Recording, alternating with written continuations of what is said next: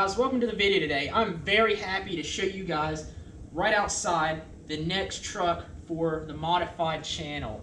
Are you ready to see it? Let's see it. Wait, are you sure you're ready to see it? Okay, yeah, let's see it. Okay guys, here it is. I'm gonna show it to you. Are you ready? Not so fast. I wasn't gonna show it to you that quickly. You know, I gotta tease you guys a little bit. First off, let's check on Dad and see how it's going with the Benz project though. Okay guys, since the last time you saw this thing, it had no cams in it. Well, as you can see, we've got some cams in it this time. So Dad, give us the details of what you've done in it so far since the last time everybody's seen it. Replaced 4 camshafts and 32 lifter pots. It had the original lifter pots in them. Camshaft showed wear on the lobes, which is typical for M156. Also, it had the old style head bolts. So replaced 20 head bolts, 32 lifter pots, 4 camshafts, and the adjusters we took apart to verify condition of the pins and the plates, and they were in good shape, but I did flip the pins, so I should not have any more problems. So this thing should be ready to go here in what, the next 10 minutes? I'm thinking more like 5 minutes.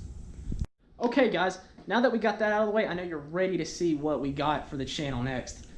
Here's a little hint right here. I mean, if anybody's familiar with keys, this is a dead giveaway. Well, that is at least. So let's get to it.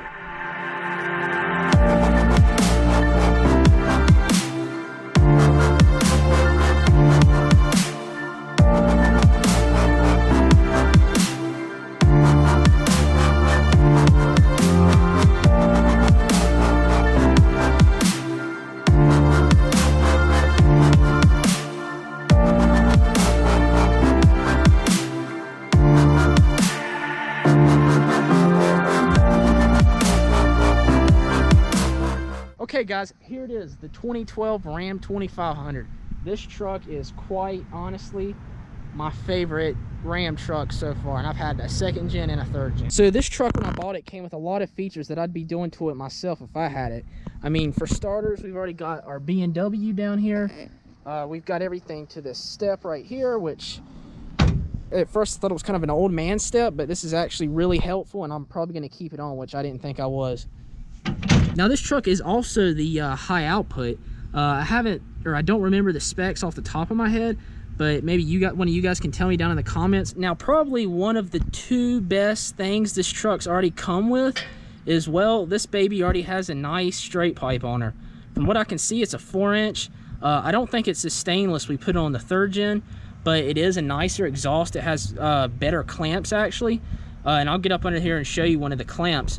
But the clamps on these are a lot nicer than what was on our Diamond Pro. I'm actually thinking this might be a Flow Pro exhaust. And I gotta say, I really like how this 6.7 common rail sounds compared to a 5.9 common rail.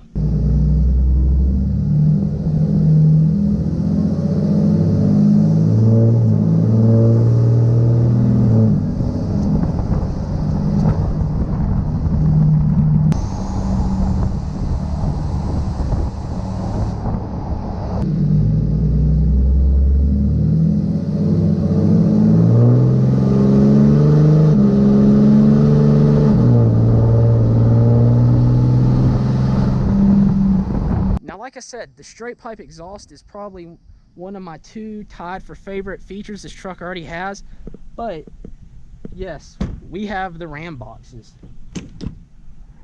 Now I really wasn't looking for a truck with Ram boxes right off. I mean, this is just kind of how I found this truck. And you know, at first I was a little bit skeptical of them because, you know, I thought, well, you're gonna lose a bunch of bed space. But really, I mean, you still get a lot of bed space with this thing. I mean, you see you can still put the B&W gooseneck hitch in it. And you know, I mean, if you're going to be putting anything much bigger in here anyway, I mean, honestly, just put it on a trailer, right? But the really cool thing about these Ram boxes is, you know, you have a light you can turn on. Also, the great thing about it is it's got a switch separately, so you don't even have to turn them off.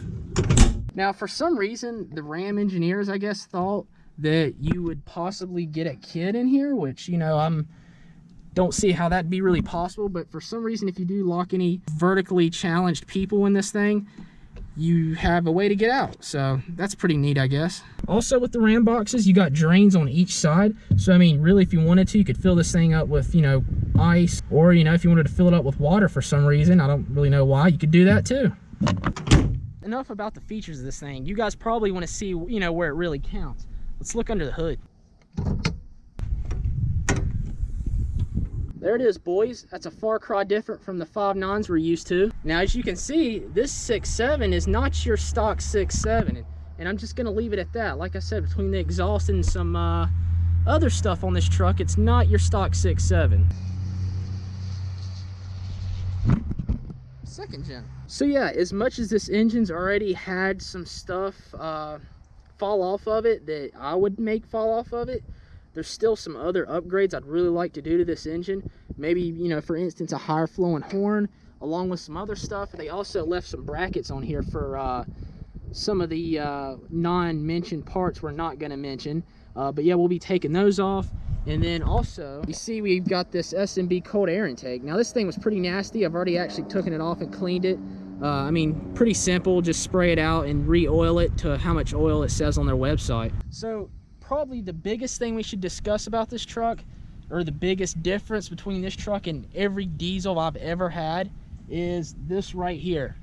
And you guys probably know what that is. So this truck does have the 68 RFE. This is not an Eisen, this is a 2012. Remember, they didn't put the Eisens in until 2013 in the 3500s. Now, coming from an NV 4500 and a G56 5.9, I can't believe I'm saying this because, you know, I really didn't think about it until, you know, I sold those trucks and drove this one around for, you know, a little while. But I don't miss the manuals. I know that's horrible. I can't believe I'm saying that either. I mean, at least right now I don't miss the manuals. We'll see, hope and pray that this thing stays as reliable as the manuals, but there's more to come on that later. Now, with this truck having some parts, or should I say not having some parts it should have came with or could have came with, that means it's got a tune on it. Now, the tune on this truck, I'm gonna be honest with you, I have no idea. From what from what it feels like driving other 6.7s, it feels like a close to factory, if not a factory tune. There's no, you know, program or anything mounted in the dash. I believe maybe it would be called an EFI live tune because I think it's flashed onto the computer of the truck. I do want to get some other tunes for it, just because, like I said, talking about that 68, I'd like to do some preventative things to that, some bolt-on parts to the trans itself, and then get some trans tuning, which I don't think this truck has. Which brings me to the next thing. Looking for these 68s, guys. If you're looking for a 68, drive as many of these as you can, because you will see the difference between these transmissions, and you'll very quickly pick up which ones are, let's say, getting towards the end of their life, and then which ones are in great condition. So I've done a little bit of research before I bought this truck with the 68. I didn't just jump right into it. So I mean, I kind of know what could be on the horizon, hopefully not with these transmissions. But there is a few parts you can put onto these transmissions to help the life of them if your clutches aren't slipping already. And like I said, guys, I've got some details, and I've looked into some advice from the professionals that we're going to get to in a later video. But going back to looking at one of these trucks to purchase, if the RPMs when you're shifting, or when it's shifting, is spiking up 500 RPMs, get away from it, stay away. Then that's not a good sign. And usually they're tuned and deleted themselves. Like I said, the transmission on this one shifts very great. It's, you know, shifts quickly when it's supposed to. There's not really any RPM flare like I was talking about. According to the guys down in Charlotte, which is not far from here, RevMax, you know, the big players in the 68s, if it's spiking up more than 100, 200 RPM, I talked to one of their representatives, you know, you got a problem. So that's something to keep in mind when looking for one of these 68 trucks. Remember, the more you drive, the more you get a feel for that trans, and you know what you're looking at.